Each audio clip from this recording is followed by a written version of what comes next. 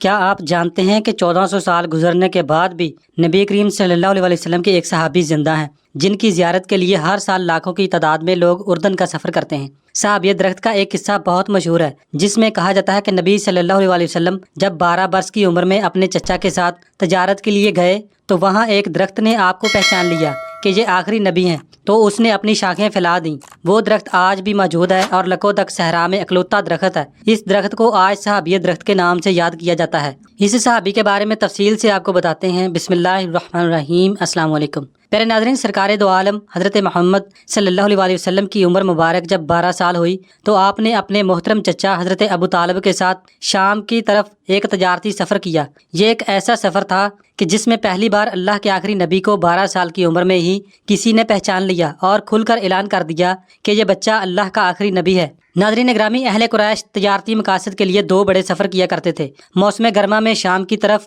جبکہ سردیوں میں یمن کی طرف سفر کیا جاتا تھا۔ اللہ پاک نے قرآن میں بھی قریش کے ان تجارتی سفروں کا ذکر کیا ہے۔ چونکہ حضرت ابو طالب تجارت سے وابستہ تھے، اسی لیے انہوں نے قریش مکہ کے ساتھ شام کے تجارتی سفر کا منصوبہ بنایا۔ یہ 586 عیسوی کا واقعہ ہے۔ رسول اللہ صلی اللہ علیہ وسلم اپنی والدہ آمنہ بنت وہب اور دادا عبد المطلب کی وفات کے بعد 8 سال کی عمر سے آپ کے زیر کفالت رہے، اور اس وقت حضور اکرم حضرت ابو طالب کی زیر کفالت تھے، تو حضرت ابو طالب حضور اکرم کو بھی اپنے ساتھ تجارتی سفر پر لے گئے۔ جبکہ کچھ روایت میں یہ ملتا ہے کہ حضرت ابو طالب حضور اکرم صلی اللہ علیہ وسلم کو مکہ سے باہر نہیں لے جانا چاہتے تھے، کیونکہ وہ آپ کے بچپن کے معجزات سے واقف تھے اور انہیں یہ ڈر تھا کہ مکہ کے باہر کہیں کوئی یہودی گروہ آپ کو کوئی نقصان نہ پہنچا دے، اور دوسرا وہ کہ آپ صلی اللہ علیہ وسلم کو سفر کی مشکلات سے دور نہ کرنا چاہتے تھے، کیونکہ حضرت ابو طالب حضور اکرم کو بھتیجا کم اور بیٹا زیادہ سمجھتے تھے۔ بہت زیادہ اصرار کرنے پر حضرت ابو طالب نے آپ کو شریک سفر کیا۔ قریش نے سفر شروع کیا اور سفر کرتے کرتے یہ قافلہ دمشق کے قریب بصرہ نامی مقام پر پہنچا، جہاں ایک گھنا درخت کے نیچے سخت گرمی کی وجہ سے قافلے والوں نے کچھ دیر آرام کرنے کا فیصلہ کیا۔ اس جگہ سے یہ کچھ فاصلے پر ایک گرجا گھر اور عیسائی خانقاہ بھی موجود تھی۔ اس خانقاہ میں کچھ عیسائی راہب ترک دنیا کر کے اللہ کی عبادت کیا کرتے تھے۔ راہبوں میں سے ایک کا لقب وہی راہب تھا۔ بحیرہ کا نام برجیس یا جرجیس تھا، لیکن اپنے زیادہ علم اور زیادہ عبادت کی وجہ سے اسے لوگ بحیرہ کے لقب سے پکارتے۔ بحیرہ اپنی خانقاہ میں اس قریش کے قافلے کو آتے دیکھ رہا تھا۔ وہ بہت حیران ہوا کہ اس قافلے کے کچھ لوگوں کے ساتھ ساتھ بادل کا ایک ٹکڑا چل رہا ہے۔ جس طرف کو وہ مڑتے ہیں تو بادل کا ٹکڑا اسی طرف کو مڑ کر ان پر اپنی چھاؤں کر دیتا ہے۔ اب جب یہ قافلہ اس درخت کے نیچے سستانے کے لیے رکا تو بحیرہ نے دوسرے راہبوں سے کہا کہ اس قافلے کے لوگوں کو کھانے پر بلایا جائے۔ ایک روایت کے مطابق جب یہ قافلے والے اتر کر درخت کے سائے میں بیٹھنا شروع ہوئے تو نبی کریم چونکہ عمر مبارک میں سب سے چھوٹے تھے، چنانچہ آپ نے انتظار فرمایا کہ پہلے بڑے بیٹھ جائیں، پھر آپ کہیں تشریف فرما ہوں گے۔ سایہ کم تھا اور جگہ بھی کم، لیکن پھر اس درخت کی شاخیں پھیلیں اور رسول اللہ صلی اللہ علیہ وسلم پر اتنا سایہ کر دیا کہ وہ بحیرہ راہب نے دیکھا تو اور بھی حیران ہوا کہ کیسے اس درخت کی شاخیں پھیل گئی ہیں۔ اس درخت کے ارد گرد سینکڑوں کلومیٹر تک کوئی درخت یا پودا نہیں ہے، اور یہ درخت تنہا لکھوں تک صحرا میں کھڑا ہے، جو اس بات کا ثبوت ہے کہ اللہ نے اس درخت کو آج بھی قائم رکھا ہے۔ اس درخت کو جو اعزاز حاصل ہے وہ کسی اور درخت کو نہیں، جس کی وجہ سے اسے صحابی درخت بھی کہا جاتا ہے، اور یہ اللہ کی قدرت ہے کہ یہ درخت صدیاں گزر جانے کے بعد بھی صحیح سلامت موجود ہے۔ جب بحیرہ کا بھیجا ہوا قاصد قریش کے قافلے میں پہنچا اور بتایا کہ سارے قافلے کی آج رات ہمارے گرجے میں دعوت ہے، تو قریش مکہ خوش ہوئے، جبکہ بعض سوچنے لگے کہ ہم تو ہر سال اس قافلے میں آتے ہیں لیکن پہلے کبھی ہماری دعوت نہیں کی گئی۔ ناظرین گرامی، روایت میں آتا ہے کہ بحیرہ انجیل اور تورات کا بہت بڑا عالم تھا، اور اس نے مقدس کتابوں اور صحیفوں میں آخری نبی کی آمد کے بارے میں پڑھ رکھا تھا، اور اس کا مقصد اس تجارتی شاہراہ پر بیٹھنے کا ابھی یہی تھا کہ یہ جان چکا تھا کہ اللہ کے آخری نبی کا گزر اس شاہراہ سے ضرور ہوگا۔ خیر، اہل قریش حضرت محمد صلی اللہ علیہ وسلم کو اور 2 اور لوگوں کو سامان کے پاس چھوڑ کر دعوت کھانے کے لیے عبادت خانے پہنچ گئے۔ بحیرہ چونکہ بہت بڑا عالم اور عبادت گزار تھا اور وہ آخری نبی کی نشانیاں بھی جانتا تھا، اس لیے ان نشانیوں کو دیکھنے کے لیے اس نے جب دعوت شروع کی تو اپنے خدام سے کہا کہ ان سب لوگوں کے آگے کھانا میں خود رکھوں گا۔ چنانچہ بحیرہ نے خود سب کو کھانا کھلایا۔ بہت حیران ہوا کہ ان میں سے تو وہ بندہ نہیں جس کو میں تلاش کر رہا ہوں۔ جب سب کھانا کھا چکے تو اس نے قریش سے کہا، کیا تم میں سے کوئی ایسا شخص بچ گیا ہے جو بھی کھانے پہ نہ آیا ہو؟ وہ کہنے لگے کہ ہاں، محمد اور 2 اور لوگ جو سامان کی حفاظت کر رہے ہیں وہ رہتے ہیں۔ چنانچہ 3 لوگ یہاں سے گئے اور پھر نبی مکرم بھی بحیرہ کی عبادت گاہ میں داخل ہوئے۔ ناظرین گرامی، یہ یاد رہے کہ اس وقت رسول اکرم کی عمر مبارک صرف 12 سال تھی، جیسے ہی عبادت گاہ میں داخل ہوئے تو بحیرہ نے محسوس کیا کہ عبادت گاہ میں ایک انتہائی اچھی خوشبو پھیل گئی ہے۔ بحیرہ راہب کی تمام تر توجہ کا مرکز وہ 12 سال کا بچہ تھا۔ اہل قریش لات اور عزا کے نام سے کھانا کھانا شروع کرتے تھے، جبکہ اس بچے نے کھانا کھانے سے پہلے لات اور عزا کا نام نہ لیا۔ اس کے بعد بحیرہ نے دیکھا کہ اہل قریش بات بات پر لات اور عزا کی قسمیں کھاتے ہیں، جبکہ حضور علیہ الصلوۃ والسلام خاموش تھے۔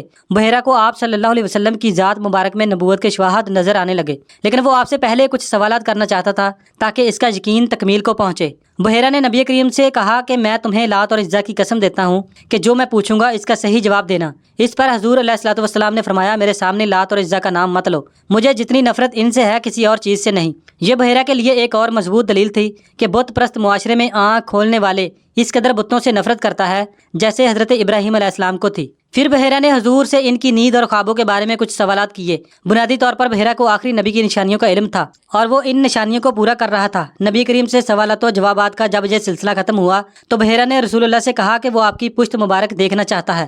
رسول اکرم نے ان کو اجازت دے دی۔ بحیرہ نے جب حضور کی پشت مبارک پر نبوت کی مہر دیکھی تو بحیرہ کا یقین مکمل ہو گیا، آپ صلی اللہ علیہ وسلم ہی بے شک آخری نبی ہیں۔ بحیرہ نے پھر حضرت ابو طالب سے پوچھا کہ یہ لڑکا رشتے میں آپ کا کیا لگتا ہے؟ اس پر حضرت ابو طالب فرمانے لگے، یہ میرا بیٹا ہے۔ راہب بحیرہ تھوڑا چونکا اور کہنے لگا، میرے علم کے مطابق اس بچے کے والد اس کی پیدائش سے پہلے فوت ہوئے ہیں۔ حضرت ابو طالب کہنے لگے، ہاں میں ان کا چچا ہوں، لیکن یہ مجھے اپنے بیٹوں کی طرح عزیز ہے۔ بحیرہ کہنے لگا، یہ لڑکا اللہ کا آخری نبی ہے، اس کا نام اور یہ نشانیاں جن کو میں نے جانچ لیا ہے تمام مقدس کتابوں میں لکھی جا چکی ہیں۔ اس لڑکے کو جلد واپس مکہ لے جاؤ، کیونکہ اگر رومیوں اور یہودیوں کو یہ نشانیاں مل گئیں تو وہ ضرور اس کو نقصان پہنچائیں گے اور تمہارے قافلے تباہ و برباد کر دیں گے۔ یہ سنتے ہی حضرت ابو طالب نے اپنا سفر منسوخ کیا اور حضرت محمد کو لے کر مکہ واپس چلے گئے۔ قریش کے سب لوگوں نے بحیرہ کی باتیں سنی، لیکن بد نصیبی کہ ان کو ایمان نصیب نہ ہوا، جبکہ بحیرہ کہنے لگا کہ میں ایمان لاتا ہوں اور سچے دل سے رسول اللہ کی رسالت کو قبول کرتا ہوں۔ ناظرین گرامی، یہ واقعہ جامعہ ترمذی، مصنف ابن ابی شیبہ، تاریخ ابن عساکر، صحیح بخاری، البدایہ والنہایہ، سیرت ابن ہشام اور قصائص الکبریٰ میں کمی بیشی کے ساتھ صحیح اسناد سے مذکور ہے۔ انٹرنیٹ پر اس صحابی درخت کی تفصیل ملاحظہ کرنے کے لیے دی بلیسڈ ٹری اور ٹری دا اونلی لیونگ صحابی کے عنوانات سے تحقیق کی جا سکتی ہے۔ ناظرین گرامی، چونکہ پودے جاندار ہوتے ہیں اس لیے وہ درخت جس کا اس واقعہ میں سے کہ جس کے سائے میں حضور اکرم بیٹھے تو اس نے اپنی شاخیں پھیلا کر رسول اللہ پر سایہ کیا، اسے مفسرین نے صحابی درخت کہہ کر پکارا ہے۔ 1400 سال سے زائد کا عرصہ گزرنے کے بعد بھی وہ درخت وہ واحد جاندار چیز ہے کہ جسے نبی کریم کی زیارت کا شرف حاصل ہے۔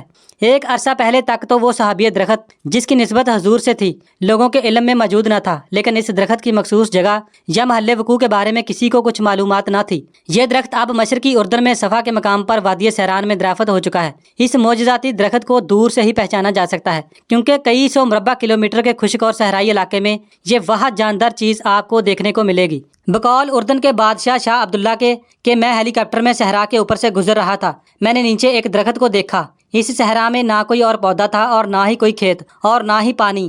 اس درخت کا اس صحرا میں تر و تازگی کے ساتھ موجود ہونا میرے لیے ایک واضح دلیل تھی کہ یہ درخت اپنی ذات میں ہی ایک معجزہ ہے۔ ناظرین گرامی، صحابی درخت کے سائے میں نبی کریم زیادہ دیر تو نہ بیٹھے تھے، لیکن اس درخت کا حضور اکرم کو سایہ فراہم کرنا اور جھک جانا اللہ کو اتنا پسند آیا کہ اس درخت کو رہتی دنیا تک کے لیے ایک معجزے کے طور پر محفوظ فرما دیا۔ اردن کی حکومت نے بڑی محنت کر کے اس تجارتی شاہراہ کے آثار بھی درافت کر لیے ہیں، جس پر آج سے 1400 سال پہلے اہل قریش کے لوگ تجارتی قافلے شام کی طرف سفر کیا کرتے تھے۔ یہ شاہراہ اس صحابی درخت سے کچھ فاصلے پر موجود ہے۔ مشرقی اردن میں درخت کو دیکھنے کے لیے ہزاروں مسلمان ہر سال اردن جاتے ہیں۔ آخر میں اللہ تعالیٰ سے دعا ہے کہ وہ مجھے اور اس ویڈیو کو دیکھنے والے ہر مسلمان کو اس صحابی درخت، مدینہ منورہ، مکہ مکرمہ اور تمام مقدس مقامات کی زیارت نصیب فرمائے، آمین۔ ناظرین، کمنٹ باکس میں آمین ضرور لکھیے گا، نہ جانے کس کی آمین قبول ہو جائے اور ہم سب کو زیارت کا شرف حاصل ہو جائے۔ تب تک کے لیے اتنا ہی، اللہ حافظ۔